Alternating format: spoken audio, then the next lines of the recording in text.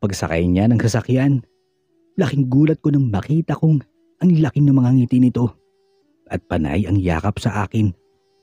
Hindi ko alam bakit ganun siya, kung kaya't nawala ang atensyon ko sa sasabihin ko. Bakit nakasimangot ka, love?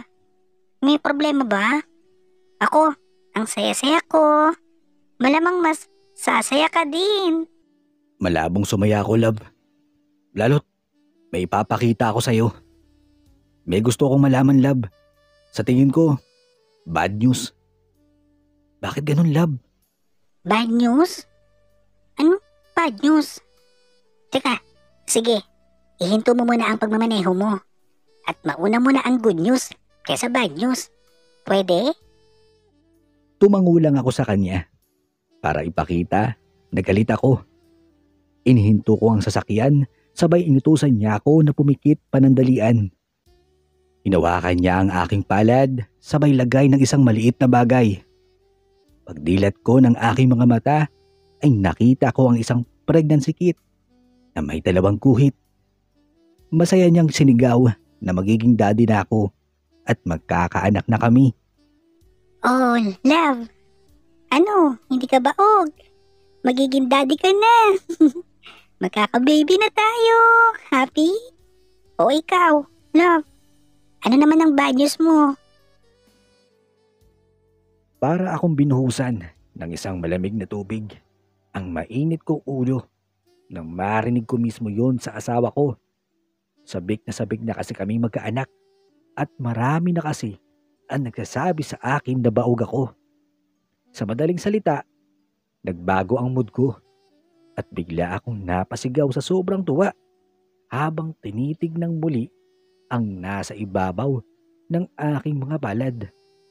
Wow! Wow! Hindi nga, sa'yo ba ito? Oh my! Yes! Magiging daddy na ako! Magiging daddy na ako! Yes! Oh, ang saya ng love ko Oh, ano naman ang bad news mo? At simangot na simangot yung mukha mo nung makita mo ako. Wala love. Masaya na ako sa good news mo.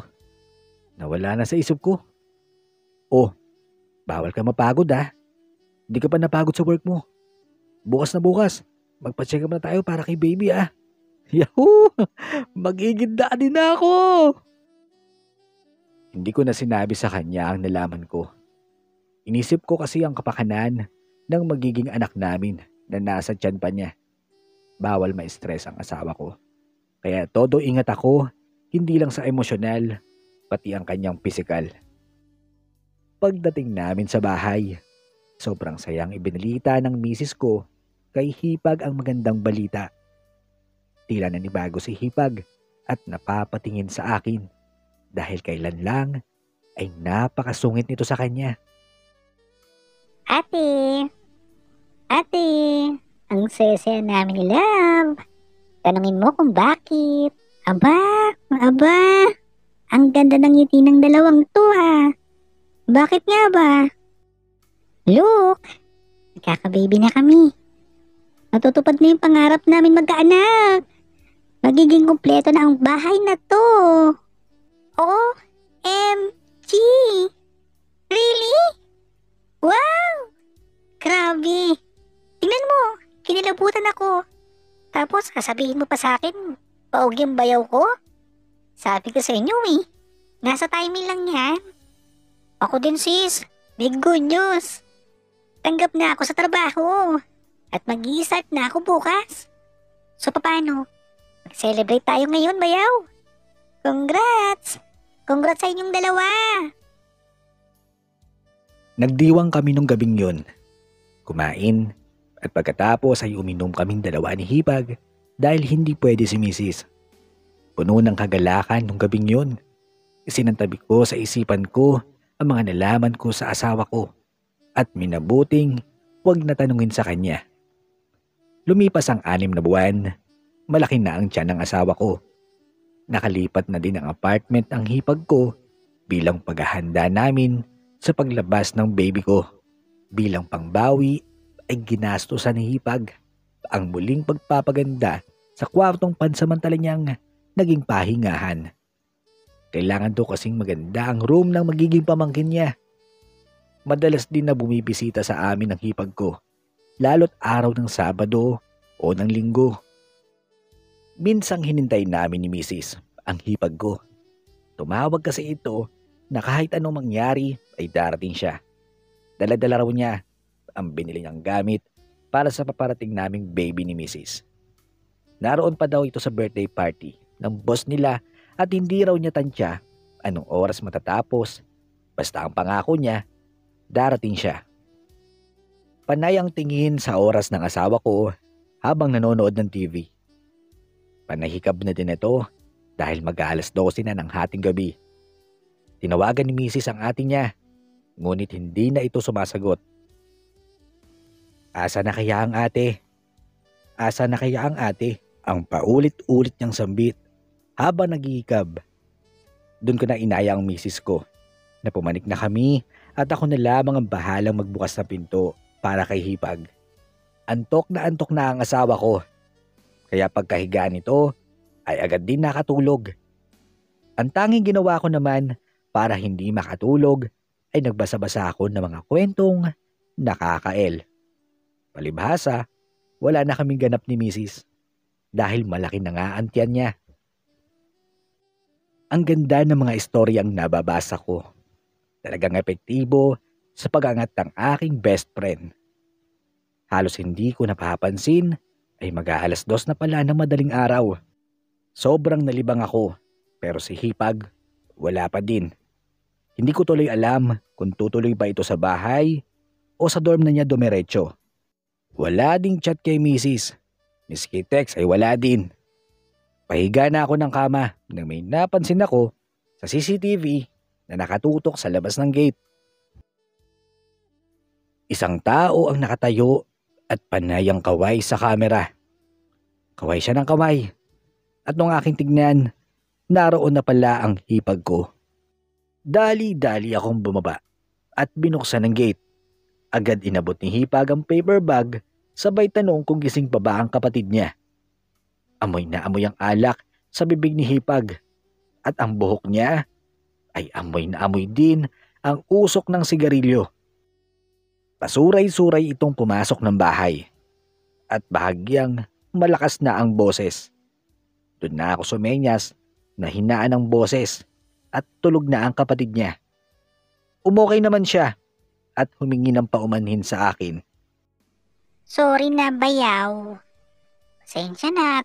Nakainom lang ako. Dito na lang ako sa sala matutulog.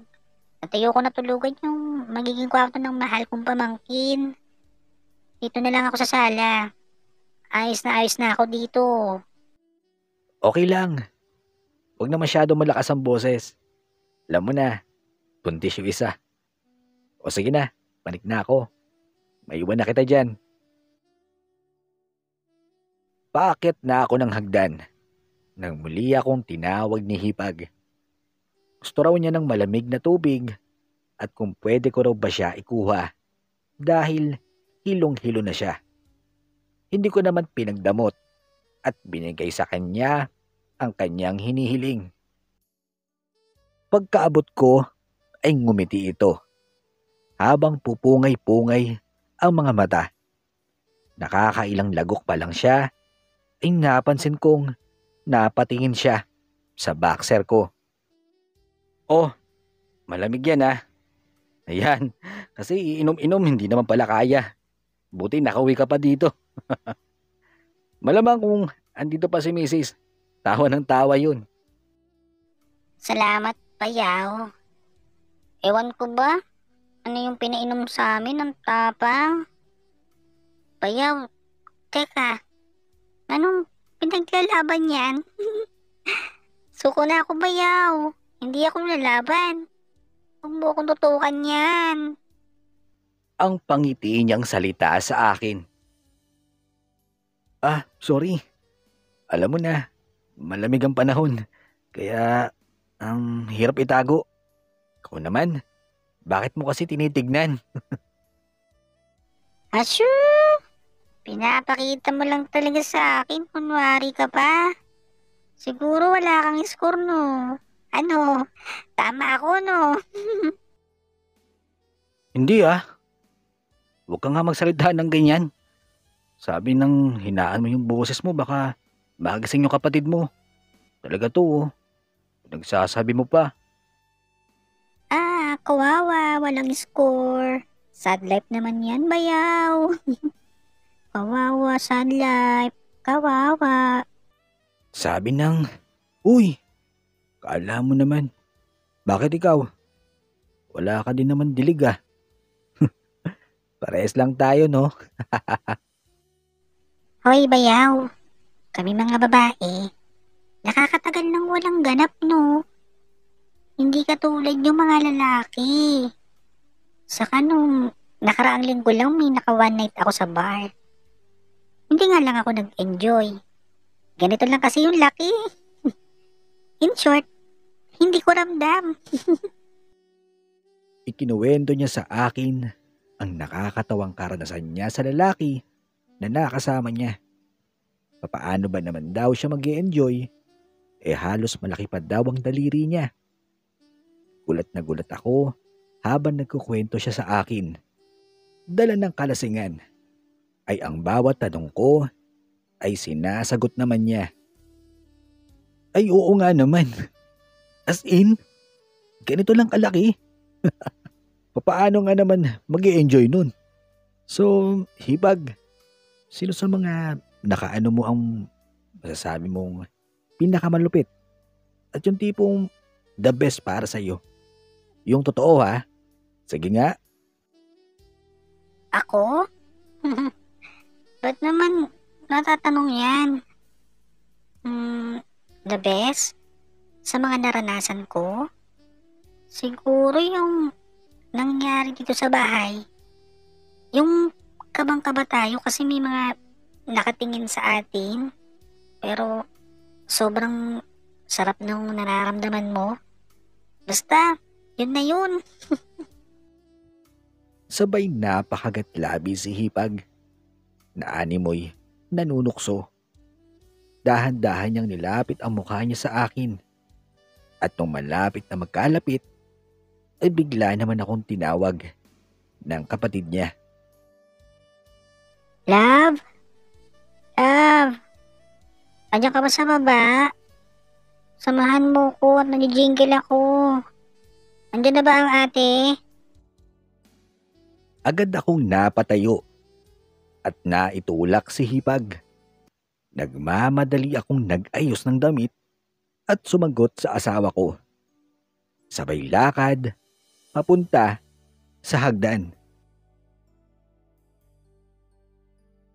It's showtime!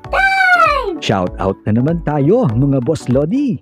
Shout out kay Boss Lodi, Bernardo Bautista, Owel Generosa, Remier, Melvin Ricalde, Angelo Ilagan, Amiro Habinal, Ben Bandilla, Marco Ecija, Melvin Aragona, Kathleen Badrina, Mirna Badrina, Alvin Castillo, Reggie Dorado, Lagi from Taytay Nagkarlan Laguna, Rolly Vargas at kay Boss Lodi, Franco Dominguez. Maraming salamat po mga Boss Lodi. Ingat po kayong lahat.